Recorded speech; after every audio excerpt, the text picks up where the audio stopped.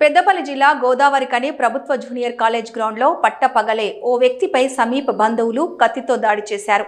ఓవైపు కాలేజీ క్లాసులు జరుగుతున్న సమయంలో ఈ సంఘటన జరగడంతో ఒక్కసారిగా విద్యార్థులు భయాందోళనకు గురయ్యారు. గోదావరికని వినోబానగర్కు చెందిన నంది శ్రీనివాస్ సమీప బంధువులు ద్విచక్ర వాహనంపై వచ్చి మాట్లాడుకుందామని శ్రీనివాస్ను కాలేజీ క్లాస్ రూమ్ మెట్ల వద్దకు తీసుకొచ్చారు.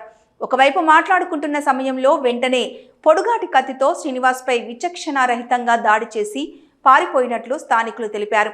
ఘటనా స్థలానికి చేరుకున్న పోలీసులు తీవ్రంగా గాయపడిన శ్రీనివాస్ను 108 వాహనం ద్వారా ప్రభుత్వ ఆసుపత్రికి తరలించారు. పట్టపగలే కాలేజీ గ్రౌండ్లో అందరూ చూస్తుండగానే సంఘటన జరగడంతో విద్యార్థులు, లెక్చరర్లు భయపడి పరుగులు తీశారు. సమాచారం తెలుసుకున్న వన్ టౌన్ సిఐ ఇంద్రసేనారెడ్డి సంఘటన స్థలానికి వచ్చి పరిశీలించి కేసు నమోదు చేసుకుని దర్యాప్తు చేస్తున్నట్లు తెలిపారు. కుటుంబ కలహాల కారణంగానే ఈ సంఘటన జరిగి ఉంటుందని పోలీసులు భావిస్తున్నారు.